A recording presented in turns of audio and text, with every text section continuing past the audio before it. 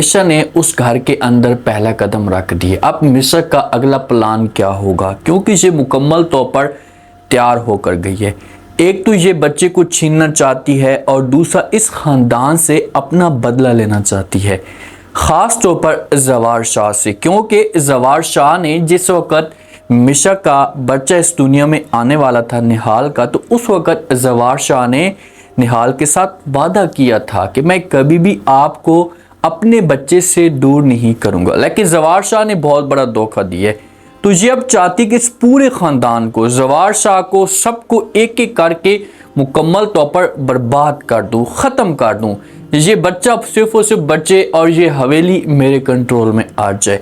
अब क्या हो सकता है नेक्स्ट आने वाले साथ में मिशा का अगला कदम क्या होने वाला है। जिस हिसाब से मिशा उस घर के अंदर गई है तो फौजिया को ये सब कुछ अच्छा नहीं लगा और ये आमिर के साथ मिलकर प्लान बनाना शुरू कर देती है, क्योंकि फौजिया को थोड़ा बहुत मिशा के ऊपर शक ज़रूर है। वो ये सोच कर बैठी है कि कुछ ना कुछ ऐसी बात है इस लड़की के अंदर जो बच्चे कितनी क्लोज हो रही है, इस शबाब को अपनी तरफ माइल करने की कोशिश कर रही है। फौजिया तो कभी भी खुश नहीं है कि भाई कोई भी औरत बच्चे के पास आकर है, ख़ास तौर पर सारी जो तवज्जो है इसे बच्चों के ऊपर दे। अब शबाब ने जवार शाह के साथ बात की।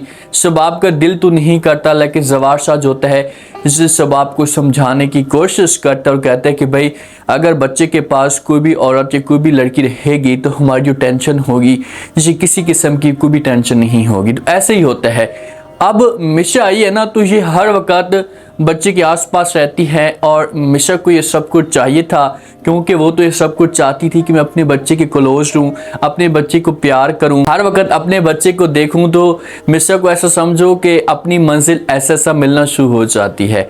जो मिशा होती है ना, ये शबाब को भड़काने की कोशिश करती। अब मिशा की चाल है, पहले वो इस ख़ानदान के अंदर दरार डालना चाहती है। जब ये ख़ानदान एक दूसरे के आमने सामने खड़ा हो जाएगा ना, तो उसके बाद ये ख़ानदान कमज़ोर होना शुरू हो जाएगा। अब सारा का सारा ख़ानदान एक ही बंदे की सीटी पे चलता है और उसका नाम है जवार शाह। जब दरार पैदा होगी, इख्तलाफात पैदा होंगे, तो फिर अपना जो मकसद होगा मिशा को मिलना शुरू हो जाएगा। अब ऐसे ही होता है। ये शबाब को कहती कि भाई आपने तो मना किया था, लेकिन ये आपके रूम के अंदर जहाँ पर आपका बच्चा है हुनैन शाह, उसके अंदर फौजिया और फौजिया की जो साथ में ज़किया है, ये दोनों आती हैं, बच्चे को देखती रहती हैं। तो शबाब को इस मामले पे बड़ा गुस्सा आता है और ये बहर आती है और फौजिया को और ज़किया को आवाज़ें देती हैं। जब ये दोनों आती हैं तो शबाब जो होती है इनके ऊपर गुस्सा करना शुरू कर देती है। इनको कहती कि आप लोगों की हिम्मत कैसे हुई, या किसी की हिम्मत कैसे हुई मेरे रूम के अंदर जाने की मेरी इजाज़त के बगैर, और मेरी इजाज़त के बगैर आप लोगों ने बच्चे को छुआ कैसे, हाथ तक कैसे लगाया। जब ये बात फौजिया सुनती है तो ये समझाने की कोशिश करती है शबाब को कहती है कि देखो शबाब, हम उसकी फुप्पो हैं और हमारा हक बनता है कि हम बच्चे के करीब जाएं, इसमें कोई इतनी बड़ी गलत बात तो नहीं है।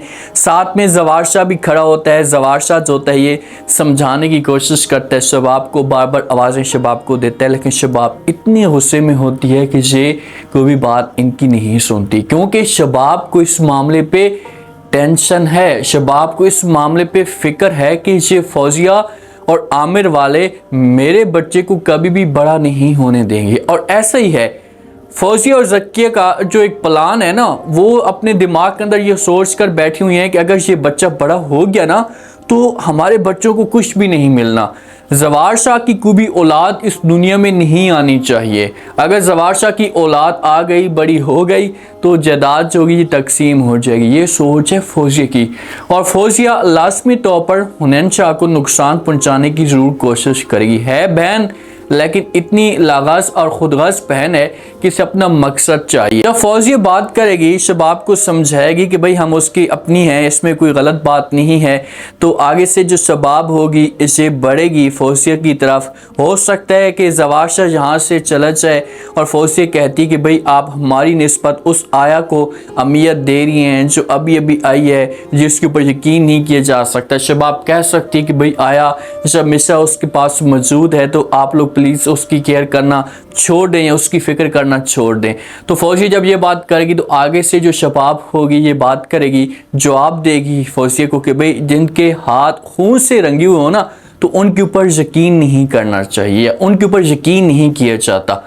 तो जब ये अल्फाज फौजिया सुनेगी ना तो फौजिया की पाँव तले ज़मीन निकल जाएगी, फौजिया हक्की बक्की रह जाएगी और ये शबाब की तरफ देखना शुरू कर देगी कि शबाब को ये सब कुछ कैसे पता और शबाब ने ऐसी बात क्यों की है। अब ये दोनों इतनी परेशान मायूस होकर आमिर के पास चली जाएंगी। आमिर के साथ प्लान बनाएंगी कि आमिर देखो कि ये लड़की आई है तो मामलात जो हैं ये ख़राब होना शुरू हो चुके हैं और हमें कभी भी अपना मकसद इस तरह से नहीं मिलेगा और ये लड़की हर वक्त बच्चे के आसपास रहती है तो हम बच्चे को इस दुनिया से ख़त्म नहीं कर सकते। तो जब ये बात आमिर सुनेगा तो ये फौजिया को ज़की को समझाएगा और कहेगा कि आप लोगों को परेशान होने की कोई भी ज़रूरत नहीं है, मैं कुछ करता हूँ, मैं ऐसा हाल निकालूंगा कि ये लड़की मजबूर हो जाएगी। लेकिन अब की बार जो मिशा है ना ये मुकम्मल तौर पर तैयार होकर आई है। इसके दिमाग के अंदर या इसके खून के अंदर निहाल का एक कतरा भी मौजूद नहीं है। अब ये ऐसे तैयार होकर आई है कि ये कभी भी आमिर वालों की बातों में या इनके जुल्म से नहीं डरेगी।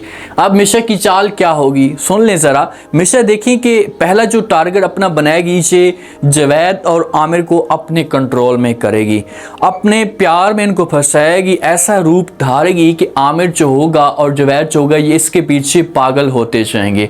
ये ऐसा क्यों करेगी? क्योंकि इसे इस बात का पता है कि भाई इस खानदान के अंदर दो मर्द ऐसे हैं जो मेरे जाल में फंस सकते हैं और अगर मैंने इनको अपने जाल में ना फंसाया तो ये मेरे ऊपर जुल्म करेंगे और मुझे इस घर से निकाल देंगे। तो इसी वजह से अपने जाल में फंसाएगी और फिर जाकर अगर फौजिया शिकायत भी करती है, जैसे बार बार आमिर को या जवैद को ये मना करने की कोशिश भी करते हैं कि आप लोग इस लड़की को इस घर से निकालें, तो आमिर और जवैद ये बोलना शुरू कर देंगे कि नहीं नहीं ये बहुत अच्छी है और हम इस घर से नहीं निकाल सकते।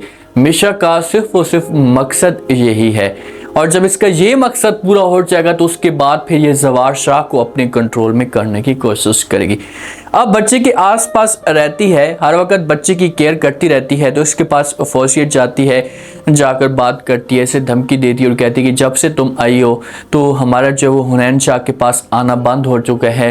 तुम क्या समझती हो कि तुम इस घर में ये इस मकसद में कामयाब हो जाओगी?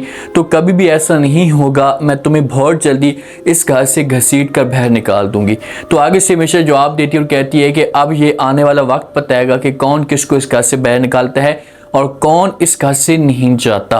तो यहाँ पर फौजिया के लिए जो मैसेज होता है ये बड़ा प्यारा मैसेज होता है अगर ये समझने वाली हो तो, क्योंकि फौजिया तो ये समझ रही है कि भाई कोई भी औरत इस घर के अंदर आएगी तो उसके ऊपर मैं अपना रोब जमाऊंगी, अपना कब्जा जमाने की कोशिश करूंगी तो वो लड़की डर जाएगी। तो मिशा आपकी बार नहीं डरती और मिशा इसे धमकी भी देती है कि भाई इस दफ़ा मैं नहीं जाऊंगी, इस दफ़ा आप लोगों में से कोई बंदा जाएगा। मिशा फौजिया को कमज़ोर करेगी, इसकी वैल्यू जवार शाह के सामने इतनी गिराना शुरू कर देगी कि जवार शाह जो होगा इन दोनों से बरसना रहना शुरू कर देगा और इनकी फिर कोई भी जो बात होगी नहीं मानी जाएगी। अगर ये जवार शाह के सामने रोती हैं पिटती भी हैं तो जवार शाह इनकी बातों के ऊपर यकीन नहीं करेगा।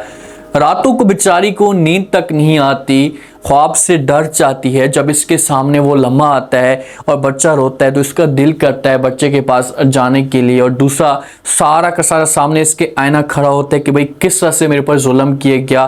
तो ये उठ खड़ी होती है, सारी सारी रात जागती है, नींद तक नहीं करती और इसके दिमाग के अंदर एक ही बात जा रही होती कि बस मैं अपने बच्चे की वजह से आई हूँ इस हवेली के अंदर और अपने बच्चे को हसूत में हासिल करने की कोशिश करूँगी। शबाब ऐसा ऐसा मुतमिन होती जा रही है और इसने अपने जो बच्चे के ऊपर तवज्जो है इसे हमेशा के लिए एक साइड पे कर दी है। तो ये अपना जो वक्त है ये जवार शाह के साथ गुजारी है। जवार शाह जो होगा इसे शबाब को जवाब देगा और कहेगा कि भाई मिस्र बहुत ही अच्छी है, आप परेशान इस मामले पे ना हो, हमें इसके ऊपर पूरा यकीन है, तो आप मेरे साथ और अपने ख़ानदान के साथ वक्त गुजारने की कोशिश करें।